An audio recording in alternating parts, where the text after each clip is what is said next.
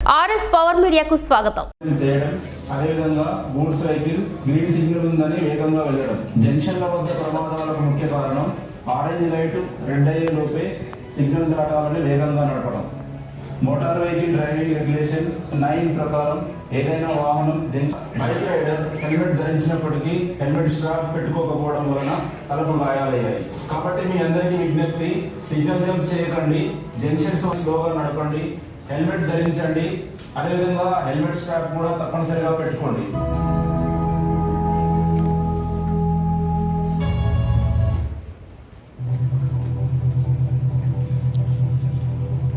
బోర్డులు పెట్టకపోవడం, other lights లేకపోవడం మరియు రిపేర్ చేసే వ్యక్తి కూడా రోడ్డు వైపు నిర్లక్ష్యంగా ఉండి రిపేర్ చేయడం.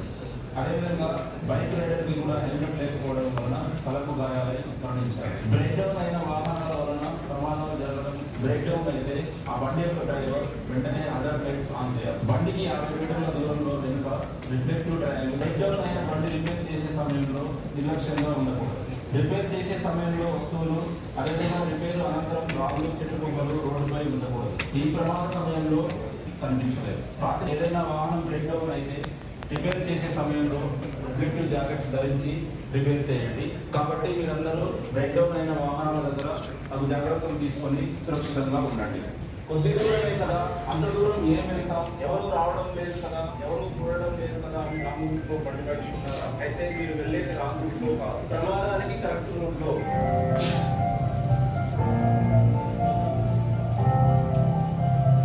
రాంగ్ సైడ్ డ్రైవింగ్ అనేది ఎల్లప్పుడూ ప్రమాదానికి కారణమవుతుంది. రాంగ్ సైడ్ డ్రైవింగ్ చేసి ఎవరి మరణానికి కారణమైతే జైలు శిక్ష కానీ, ఫైన్ కానీ లేదా ఆ రెండు విధించబడతాయి. అలాగే మీ లైసెన్స్ సస్పెండ్ చేయబడుతుంది. అంటే మీరు జీవితంలో మళ్ళీ బండి నడపడానికి అర్హులు అవుతారు.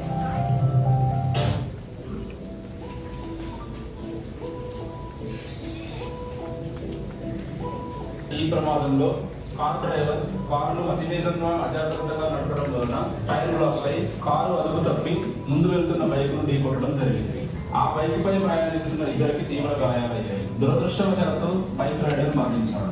ఈ ప్రమాదానికి ముఖ్య కారణాలు కారు డ్రైవర్ బస్సును ఎడమ వైపు నుండి ఓవర్టేక్ చేయడం, అదేవిధంగా ముందు బైక్ వెళ్తుందని తెలిసి కూడా నాణ్యమైన హెల్మెట్ పెట్టుకోకపోవడం వలన తలకి గాయాలై మరణించాడు. కాబట్టి మీ అందరూ కూడా బైక్ పై ప్రయాణం చేస్తున్నప్పుడు నాణ్యమైన హెల్మెట్, అదేవిధంగా బైక్ మీద వెనుక కూర్చున్న వారు కూడా తప్పనిసరిగా హెల్మెట్ ధరించాలి. ఓవర్టేక్ చేసే మార్గంలో ఎదురుగా ఎలాంటి వాహనాలు లేనప్పుడు సురక్షితమని నిర్ధారించుకున్న తర్వాతనే ఓవర్టేక్ చేయండి. ట్రాఫిక్ రూల్స్ పాటించండి, సురక్షితంగా గమ్యం చేయండి.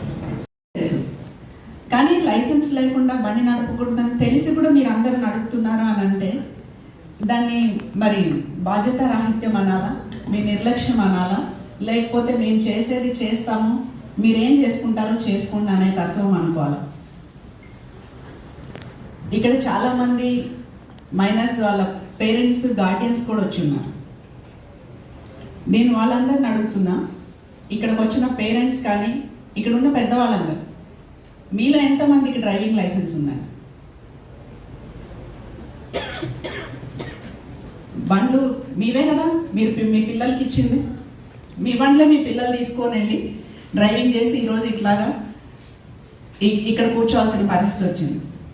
సో బండ్లు ఇచ్చిన తండ్రులకు కానీ తల్లులకు కానీ ఎంతమందికి లైసెన్స్ ఉంది? సో మీకే లేదు లైసెన్స్, మరి మీరు మీ పిల్లలకి బండ్లు ఇస్తున్నారు. మరి ఇది మీ నిర్లక్ష్యం కాదా? దీన్ని మేము సీరియస్గా ఎందుకు తీసుకోకూడదో చెప్పండి. కేసు రిజిస్టర్ చేస్తే మేడం చెప్పినట్టు కనీసం మూడు సంవత్సరాల వరకు ఎంత శిక్ష అయినా వేయచ్చు. బండి ఎవరి పేరు మీద ఉంటే వాళ్ళకి, బండి నడిపిన అబ్బాయి ఎవరైతే ఉంటారో, అబ్బాయి కానివ్వండి అమ్మాయి కానివ్వండి, నేను ఇది అబ్బాయిలే చేస్తున్నారు మైనర్ డ్రైవింగ్ అబ్బాయిలే అని చెప్పట్లేదు, అమ్మాయిలు కూడా మైనర్ డ్రైవింగ్ చేసే వాళ్ళు ఉన్నారు, ఎవరు ఎక్సెప్షన్ కాదు. ఆ బండి నడిపిన అబ్బాయి తల్లిదండ్రులకి, అంటే బండి ఎవరి పేరు మీద ఉంటే వాళ్ళకి, అలాగే బండి నడిపిన అతని తండ్రికి, వీళ్ళిద్దరికీ కూడా శిక్ష పడుతుంది. కానీ ఎందుకు కేసెస్ రిజిస్టర్ చేయట్లేదు? మీకు ఒకసారి ఈ కేసెస్ అంటే ఈ రోడ్ యాక్సిడెంట్స్కి సంబంధించి మీకు అవేర్నెస్ క్రియేట్ చేసిన తర్వాత అప్పుడు కూడా మీరు తప్పు చేస్తే అప్పుడు కేసెస్ రిజిస్టర్ చేసి మేము సీరియస్ యాక్షన్ తీసుకోవాలనేది మా ఉద్దేశం. ఈరోజు మీరు చేసిన తప్పుకి, అంటే ఈ తప్పు పిల్లలు మైనర్స్ డ్రైవ్ చేసినప్పుడు మీది తప్పనే, మీ ఒక్కళ్ళదే తప్పని మేము అనట్లేదు. మీకు బండి ఇచ్చిన మీ తల్లిదండ్రులది కూడా తప్పే. సో శిక్ష ఇద్దరికీ ఉండాలి. నెక్స్ట్ టైం ఇట్లాంటిది ఏమన్నా అయితే ఇప్పుడు తీసుకున్నట్టు మేము లైట్గా తీసుకొని మిమ్మల్ని అందరినీ తీసుకొచ్చి ఇక్కడ కూర్చోబెట్టి మంచిగా ఏసీ హాల్లో కూర్చోబెట్టి మీకు వాటర్ బాటిల్స్ సప్లై చేసి ఇవన్నీ చేసేది ఏమి ఉండదండి. నెక్స్ట్ టైం కేసు బుక్ చేసేసి సిపి గారికి అయితే నేను అదే రిక్వెస్ట్ చేస్తున్నా, సార్ ఇంకొకసారి చేస్తే మాత్రం మీరు ఇంత జనరస్గా వీళ్ళందరికీ ఇంత మంచిగా చెప్పాల్సిన అవసరం అయితే లేదనుకుంటున్నా. నెక్స్ట్ టైం కేసెస్ రిజిస్టర్ చేస్తే ఏమవుతుంది ఇప్పుడు చెప్పండి. మీ పేరెంట్స్ ఎక్కడ ఉంటారు? అది అవసరమా? ఇవన్నీ మీకు తెలియదు.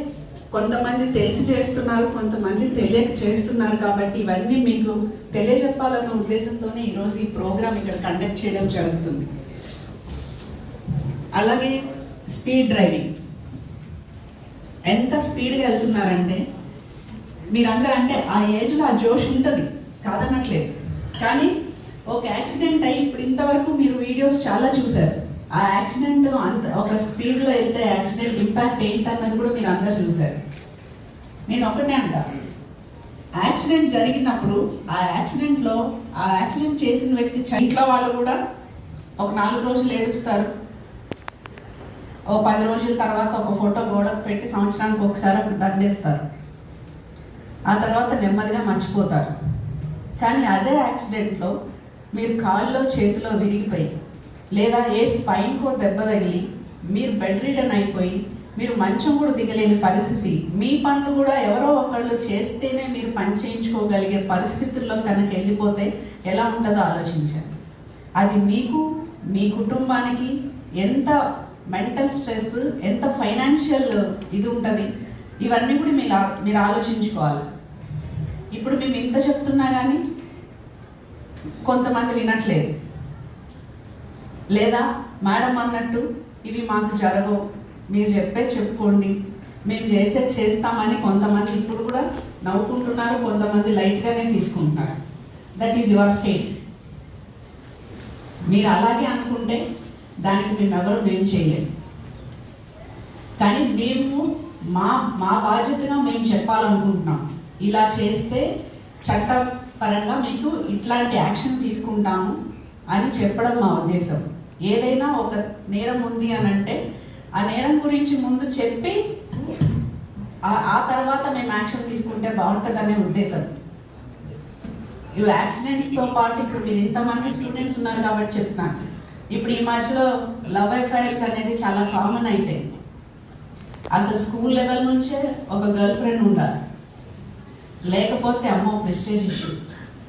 నా ఫ్రెండ్స్కి అందరికీ గర్ల్ ఫ్రెండ్స్ ఉన్నారు, నాకు లేదు. అది స్కూల్ నుంచి కాలేజ్కి వస్తుంది. కాలేజ్కి వచ్చిన తర్వాత ఆమెను బండి మీద ఎక్కించుకొని తిరగాల, మనకి లైసెన్స్ వద్దు, హెల్మెట్ వద్దు, ఏ వద్దు, అమ్మాయి బండి మీద ఉంటే చాలు, ఇక ఎక్కడికన్నా తీసుకెళ్ళచ్చు. మరీ ఎక్కువైపోతే తీసుకొని వెళ్ళిపోవడమే. కానీ 18 years లోపు అమ్మాయిని తీసుకొని ఆ అమ్మాయికి ఇష్టం ఉండి ఆ అమ్మాయి ఫోన్ చేసి మా ఇంట్లో వాళ్ళు పెళ్లి చేస్తామంటున్నాను, నువ్వు తీసుకెళ్ళకపోతే నేను చచ్చిపోతా అంటే మీరు వచ్చి తీసుకెళ్లారనుకోండి, మీ మీద కిడ్నాప్ కేసు బుక్ అవుతుంది.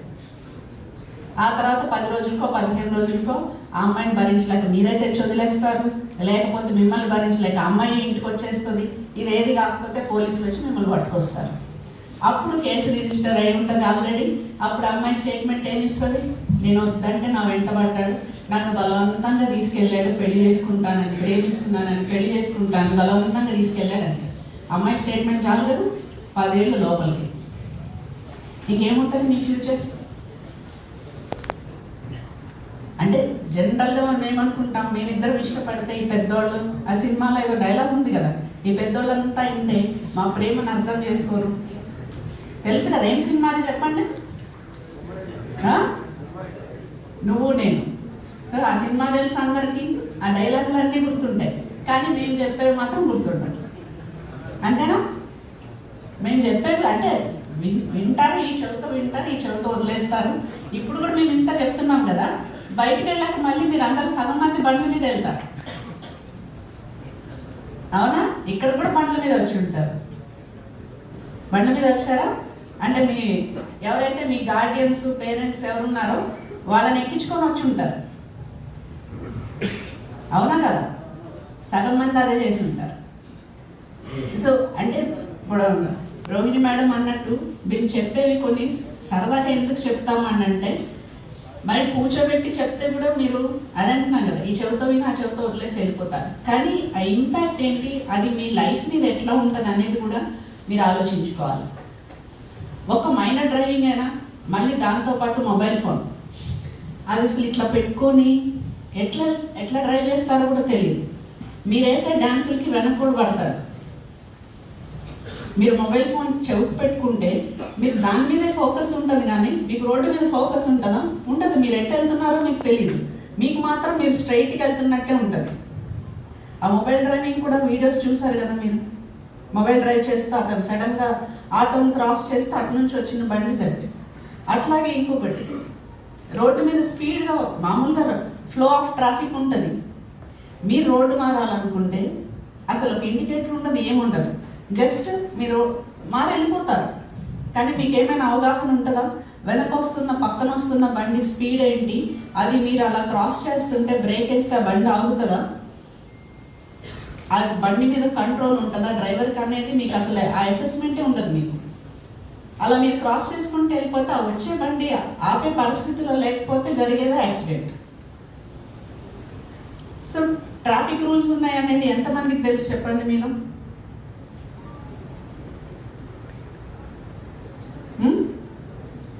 అవేం తెలుసుకోరు కానీ బండి మాత్రం నడిపేస్తారు. మేడం అన్నట్టు 18 years ఏజీ సార్ అన్నట్టు 18 ఏళ్ళు ఎందుకు పెట్టారు అని అంటే, 18 years వచ్చేసరికి కొంచెం మైండ్ మెచ్యూరిటీ వస్తుంది. సో ఈ ట్రాఫిక్ రూల్స్ ఇవన్నీ అర్థమైతే ఎటువైపు నుంచి ఓవర్టేక్ చేయాలి, మనం ఒక బండిని క్రాస్ చేయాలంటే ఎట్లాంటి రూల్స్ పాటించాలి, ఈ రెడ్ గ్రీన్ అండ్ ఎల్లో లైట్స్కి డిఫరెన్స్ ఏంటి, ఇట్లాంటివన్నీ చూడొచ్చు. ఇప్పుడు మన ట్రాఫిక్ సిగ్నలే ఉంది ఇక్కడ కమిషనర్ ఆఫీస్ దాటిన తర్వాత. ట్రాఫిక్ సిగ్నల్ పడితే ప్రతి వాళ్ళు ఆ ట్రాఫిక్ సర్కిల్ నుంచి ఇటు నుంచే తిరిగి వెళ్ళాలి రైట్, కానీ సగం మంది ఇటు నుంచి వెళ్తారు. ఇప్పుడు ఈ రైట్ తీసుకున్న వాడికి ఇటు నుంచి వచ్చేవాడికి క్లాష్ అయితే యాక్సిడెంటే కదా. ఒక హాఫ్ సెకండ్ లేదా ఒక సెకండ్ పడుతుందండి ఇటు నుంచి వెళ్ళడానికి, ఇటు నుంచి వెళ్ళడానికి పెద్ద డిఫరెన్స్ ఏం పడదు.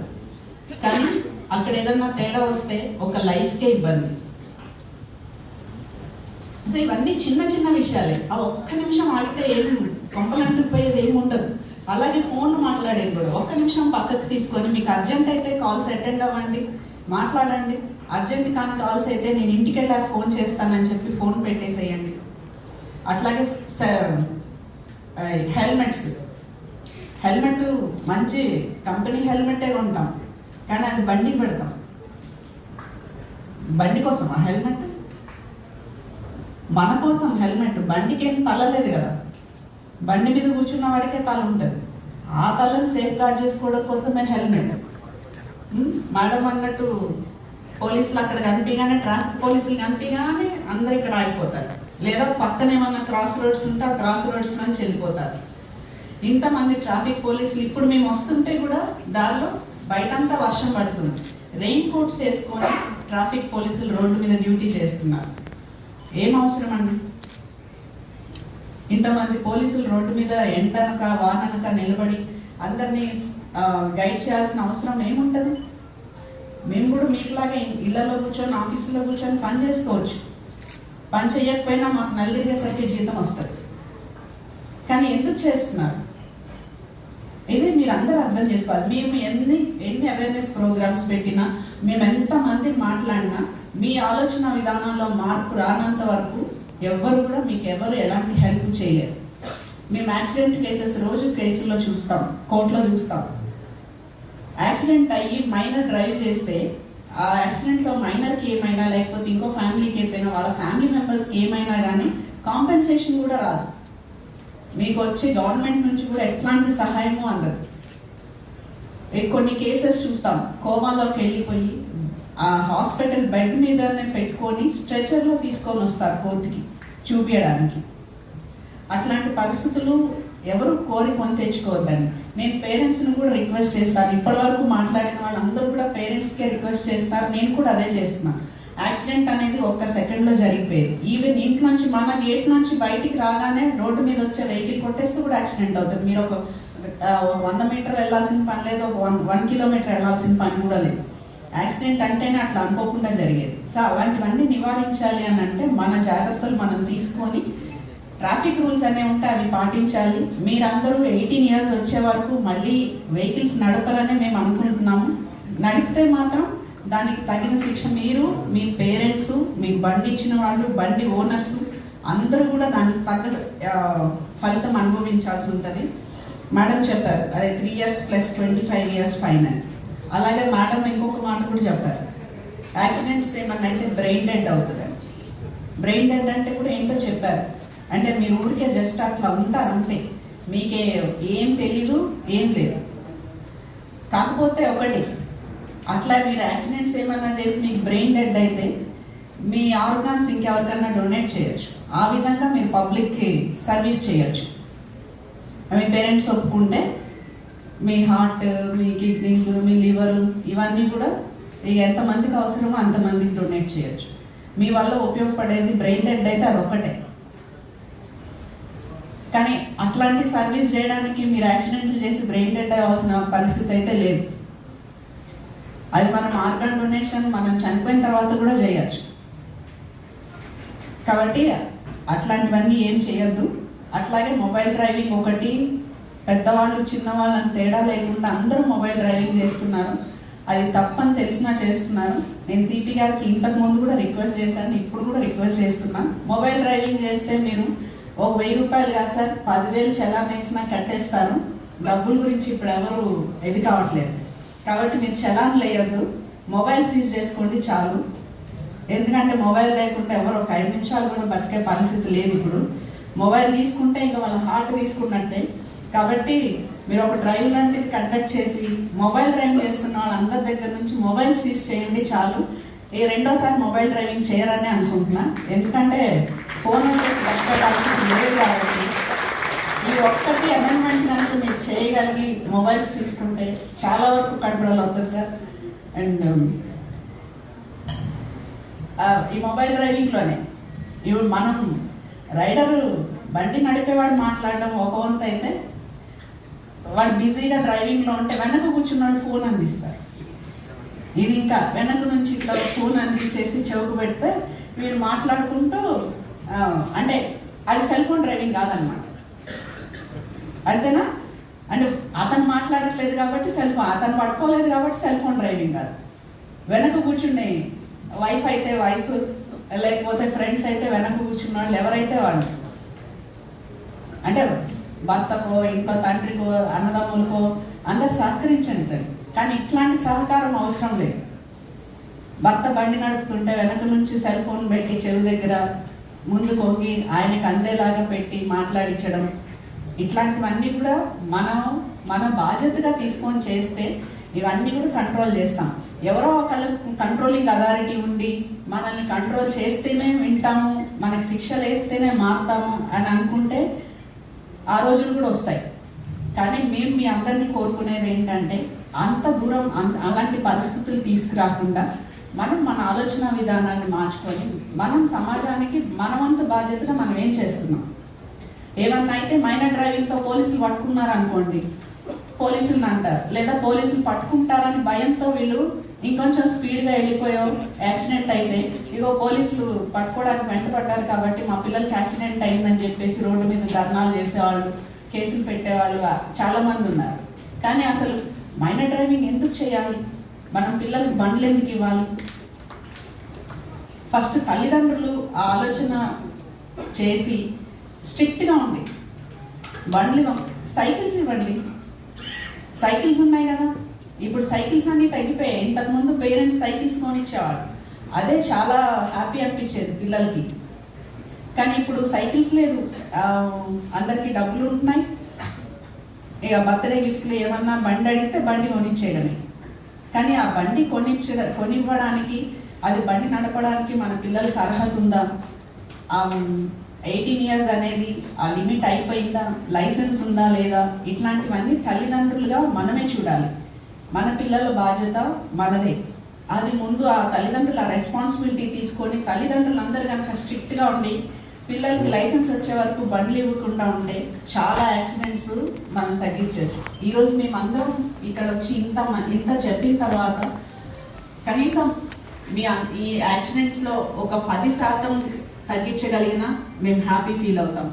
మీ అందరూ కూడా ఎప్పుడు యాక్సిడెంట్స్ కాకుండా హ్యాపీగా సేఫ్గా డ్రైవ్